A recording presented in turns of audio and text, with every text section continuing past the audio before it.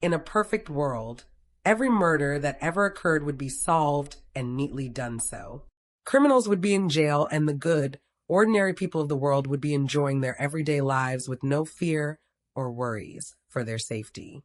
Unfortunately, we don't live in a perfect world. Although authorities have been reviving and solving cold cases, there are still many left, without answers, and many families left in limbo without closure. In today's video, we will be discussing 3 double homicide cases that are still unsolved. Brian and Angela Charles. It is March 22nd, 2009, around 7 a.m., and police are called to a violent scene on a quiet street in Joliet, Illinois. 31-year-old IT manager, Brian Charles, is found slumped from the living room couch in the home he shares with his wife and the couple's 2-year-old child. Brian has been shot in the head and the chest. Angela Charles, 23, a portrait photographer at Orland Park's JCPenney, is found dead from a shot to the head in the hallway outside of their child's bedroom. Their 2-year-old, Sean, sleeps in his wooden crib. The call to emergency services was made by Brian's ex-wife, Kathleen, a 31-year-old who was the mother of Brian's other 2 children. Kathleen had gone to Charles's house to collect video games for her children, a notion that was contradicted by her children, according to an investigator's affidavit. Family and friends also dispute this reasoning, claiming that Kathleen didn't even let her children play video games. Many online sleuths have wondered why on earth one would head to their ex-husband's house at 7 a.m. simply to collect some games.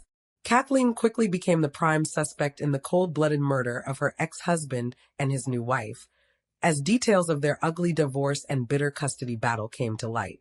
Brian and Kathleen had been married for 7 years, in which Brian took his wife's last name. He filed for divorce in 2003 and was granted temporary custody of the children. 3 years later, Brian married Angela, and Sean was born the following year. Brian was known for his kind and generous nature, his talent as an artist, and his belly laugh, and he often played Pokemon cards with his kids. Angela was a hard-working woman with a passion for photography, who intended to go back to college and transfer to university as soon as she could. She was also a Girl Scout leader. 10 days before her murder, she had gotten the names of her and Brian's child and her stepchildren, Cora and Liam, tattooed onto her body. In 2008, Brian was awarded custody of his other children, as Michigan Family Service workers opened an investigation into the living conditions of the mobile home in which Kathleen lived. According to Brian, the children had no running water, shared bug-infested cereal with the family dog, and used buckets as toilets. He went on to add that rags were used instead of toilet paper, and these said rags would then continue to lie on the floor afterwards, and that his children hadn't been bathed in weeks. He even added that one was made to beg at garage sales. On the other hand, Kathleen alleged that Brian had been abusing her and the children. Brian received no criminal convictions from this, but Kathleen managed to secure a pair of protective orders. One lasted around 6 weeks, while another was dismissed after only 3 weeks. After Brian's allegations arose and the investigators tried to inspect her home, Kathleen fled the state with her children. A judge proceeded to order that the children not be taken outside of the county without the court's permission and set a trial date for March 30th, 2009. When investigators looked through Angela's Facebook account, they noted her many distressed and upset posts in regards to the custody battle she and Brian were ensnared in with his ex-wife. 2 days after the murders, investigators issued a search warrant at Kathleen's home. They searched her 1990 Chevrolet station wagon and seized 8 computers along with other materials. She was interviewed for 12 hours following the slayings and spent most of the investigation declining to cooperate. She hired an attorney and moved to California with Liam and Cora, whom she was given custody of 10 days after the murders. Kathleen's attorney claimed she had nothing to do with the crime, but refused to comment any further. Relatives and friends claimed that Angela and Brian had voiced their concerns for their safety in the weeks leading up to the murders. It was also found that the back of the child's family home was broken into when the family were attending the couple's funeral on March 7th. A back window was smashed, but this was later established as being neighborhood kids who knew the house was empty, who had broken in to steal the game's console and DVDs. Kathleen did not attend the funeral after being asked by family and friends. Angela's parents, Jackie and Joseph Roth, now care for Sean, who frequently asks about his parents. In later reports, it appears that Kathleen lost custody of her children, and Cora and Liam went on to be raised by Brian's parents.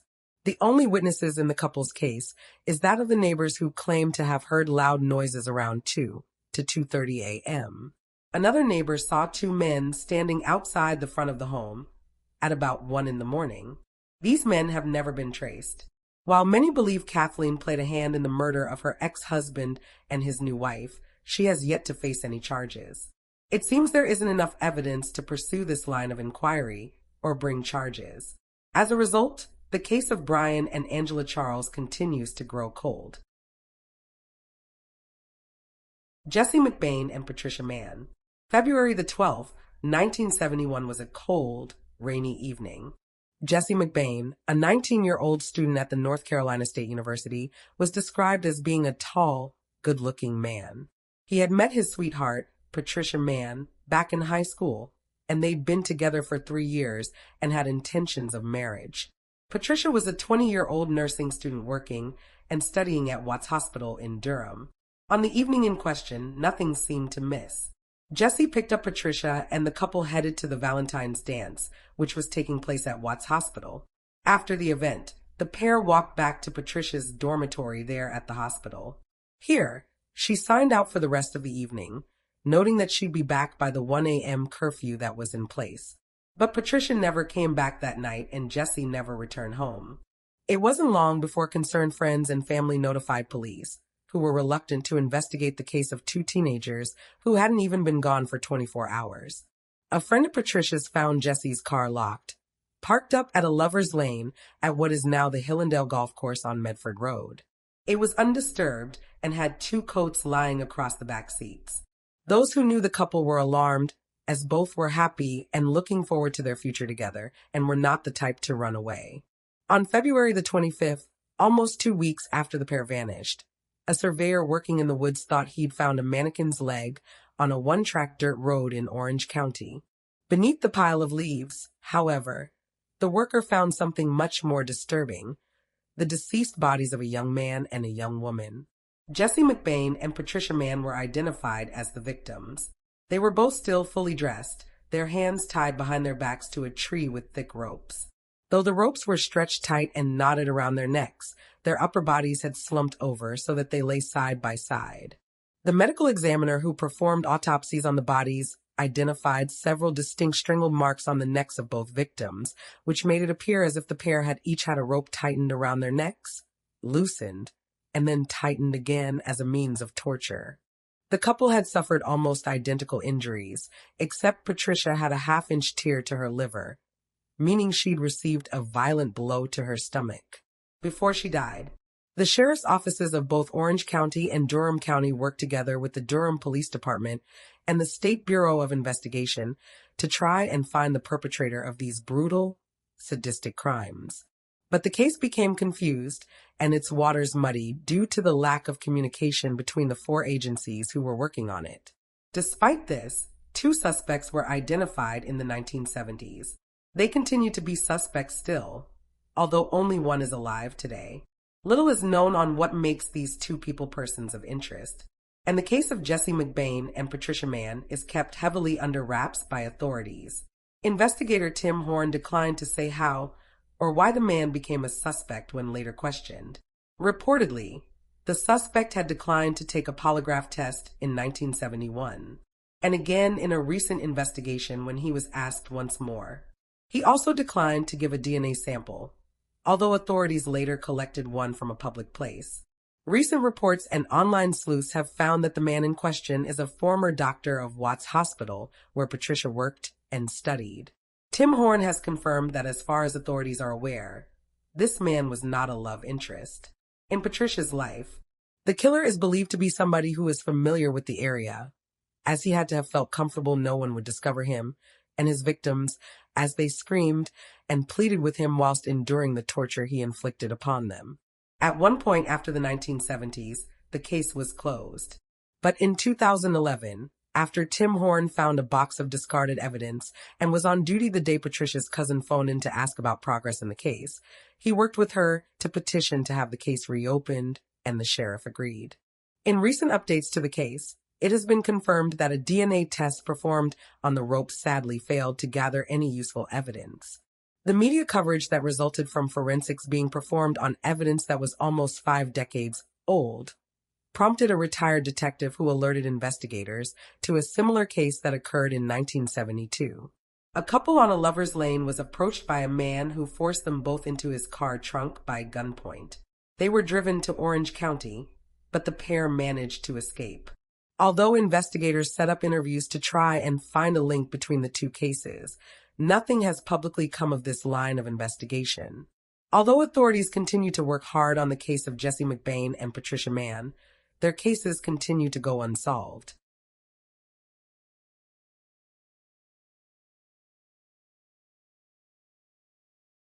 Harvey and Jeanette Crew. David Harvey Crew, 28, and Jeanette Lenore Crew, 30, were a farming couple who resided in Pukewa, New Zealand, and were murdered in 1970. The pair had married just 4 years earlier on June 18, 1966 in Auckland, and at the time of their deaths had an 18-month-old daughter. In the months leading up to the murder, the pair was subject to several arson attacks and a burglary. In one of these cases, clothing was set fire to in the bedroom. The bizarre and seemingly random acts of violence caused Jeanette to become afraid of staying in her home and with her daughter when Harvey wasn't there. No one was ever apprehended for these crimes.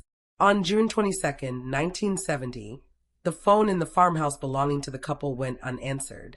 No one had picked up in days. The Crews lived near to Jeanette's father, Leonard W. Delmer, his farm adjoining theirs. And so a stock agent called Leonard to check to see if Harvey still wanted trucks to pick up sheep, as he couldn't get through to either half of the couple. When Leonard arrived at the pair's house, he found blood stains in the farmhouse, and their 18-month-old daughter upset in her crib. She looked thin as if she'd lost a few pounds, and her parents were nowhere to be seen. Instead of immediately alerting emergency services, however, Leonard went back to his own home to phone the agents and tell him to cancel the trucks. He then took a neighbor with him, one who had alerted Leonard to the fact that no one had heard from his daughter and son-in-law for a while before he returned to the house. The child was handed over to a neighbor to be cared for, and the authorities were called. Jeanette and Harvey had last been seen on the 17th of June. The couple's milk, bread, and paper deliveries hadn't been collected from their letterbox, and it was found that their daughter likely hadn't eaten in 5 days. It was believed she hadn't had anything to drink in at most 48 hours. Oddly, a witness who came forward, another neighbor, claimed that a woman he didn't recognize was on the property on the 19th. He was very familiar with the Crews and was confident it wasn't Jeanette, who had long dark hair. The woman he had seen had fair hair. Months later, on August 16th, Jeanette's body was found. It was wrapped in a duvet and bound with copper wire, and had been located in the Wicator River.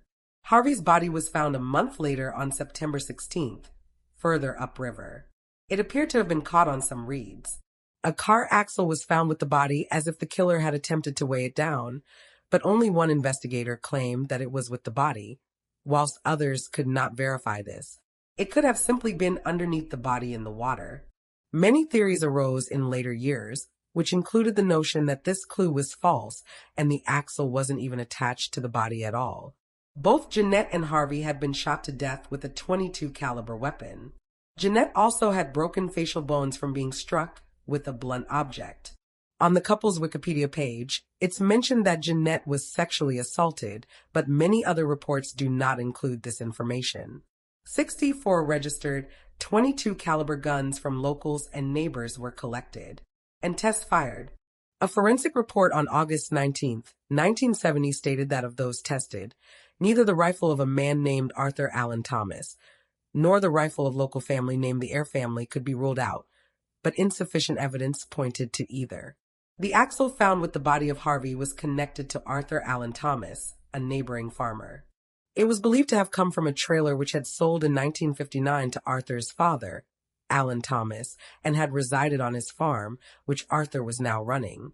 2 back axles for the trailer were found in one of the tips on the property. Police also matched the copper wire which bound the bodies to some which was found on Arthur's farm. Whilst much of the evidence was circumstantial, police continued to pursue Arthur as their main suspect. In June of 1970, when Jeanette's sister Heather arrived from the United States to care for their daughter, she pointed the finger at Arthur, whose name had been raised earlier in the investigation by someone who named Jeanette had been pestered by a local boy prior to 1961. Upon being asked, Arthur told authorities that while he had liked Jeanette's when they were younger and that he had chased after her romantically, she did not seem to reciprocate these feelings and never showed any interest. And so he moved on. He'd been married to his wife for 3 years and claimed that he hadn't seen either Harvey or Jeanette in 8 or 9 months. Prior to Jeanette getting married, Arthur had encountered her mother, who encouraged him to look her up. The pair exchanged the occasional letter while she was away overseas. When she returned, Arthur bought her a brush and comb as a Christmas gift in 1962, but she told him she had a boyfriend and Arthur never pursued Jeanette any further. Upon reviewing crime scene photos, authorities determined that the shots were possibly fired through the windows in the kitchen, which looked onto the lounge through a doorway. The windows were open that night, and it was theorized that Harvey was shot first in his armchair due to the brain tissue found on the chair. The killer then went into the house and encountered Jeanette, who was struck before being shot. She had a contact wound, implying the gun had been pressed up against her skin. Armed with this new information, another search of the garden was conducted in October 1970 and turned up a spent cartridge case, half buried in the ground. The weapon carried marks which showed it had been ejected from Arthur's rifle. And in November 1970, he was arrested and charged with the double homicide. Although his wife and cousin gave him strong alibis for the 17th of June, Arthur was put on trial. The prosecution suggested that it was his wife who was seen by the witness on the Crew property on the 19th, while the witness disputed this, as he would have recognized her. They claimed that the motive behind the killing was that Arthur was obsessed with Jeanette, but almost every scrap of evidence that the prosecution had was circumstantial at best. Jeanette's father, Leonard, reportedly backed up the claims that Arthur was infatuated with his daughter. And in 1971, Arthur Allen Thomas was found guilty. A later appeal overturned this conviction, but he was tried and convicted again in 1973. Arthur's supporters began a campaign to bring attention to the miscarriage of justice which had occurred. Dr. Jim Sprott, an expert forensic scientist, was consulted, and he found that the cartridge of Arthur's that was found in the Crew garden had been planted. It was shown to be from a batch that couldn't have contained the bullets that had been found in the victims' bodies. In 1979, Arthur was released from prison and was paid almost $1 million for his time spent in jail and the loss of the use of his farm. The Royal Commission of Inquiry was ordered to review the case. They reported in November of 1980 that the bullet had been planted in the garden, having been created by the police when they had impounded his gun and ammunition. The report stated its belief that D.I. Bruce Hutton and D.S. Lenrick Johnston were responsible for the misconduct, but charges were never laid against the two. Among other things, the report acknowledged the planted evidence, but not that the police had been on the wrong track. It also ruled out Leonard Delmer as the killer, although he was the police's initial suspect. There are several main theories surrounding the murders of Harvey and Jeanette. The first is that a murder-suicide took place. Some believe that since Jeanette was physically struck in the face, Harvey was responsible. And either in self-defense or because she had perhaps snapped, Jeanette shot her husband. She then possibly had her father help her move and dispose of the body. But in the days following, Jeanette shot herself either due to guilt or because she knew she would get caught. Leonard then found her body and disposed of it as well. However, many believe Leonard and Leonard alone is responsible for the double homicide. In 1962, Leonard had been fined £10,000 for tax evasion, and to meet the liability, he had to sell half of his share of the farm to his wife. At the time of Jeanette's death in 1970, she was about to receive that share, which had been left to her by her mother. Jeanette's sister, Heather, had been written out of her mother's will when she decided to marry a divorced American man. Leonard went on to raise suspicion during the investigation by the fact that he was slow to raise the alarm on his missing child and her husband, a scratch found on his neck, and that while he shadowed the authorities in their search for the missing couple, he didn't actively join in. He also made a comment that they would likely be in the water, which is where the pair were ultimately located. Leonard denied being involved. Reportedly, police were told that Leonard also had an unregistered .22 caliber gun, but it appears if this gun existed, it was never recovered. However, it was found that financially, Leonard would not have gained anything.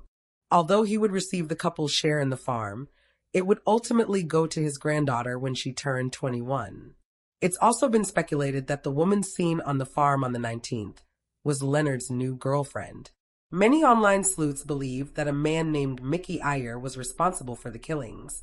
Mickey was a man with a disability which prevented him from speaking and, according to his mother, didn't go out at night. This, however, was disputed by many witnesses who said they had seen him out and about at night with a gun. Earlier in this episode, we spoke of how a .22 caliber rifle, which belonged to the Iyer family, could not be ruled out as being the murder weapon. Reportedly, Harvey had fought with Mickey Iyer over work that he had done on the Crew farm, and witnesses said that in a rage, he'd thrown Mickey off his farm. This could possibly be a motive for Mickey Iyer. However, Mickey was never investigated or deemed as a person of interest. An official police review in 2014 said that available evidence was insufficient for a new prosecution. As far as the investigation is concerned, Leonard has been cleared as a suspect, but the murder of Harvey and Jeanette continues to go unsolved. And there you have the facts.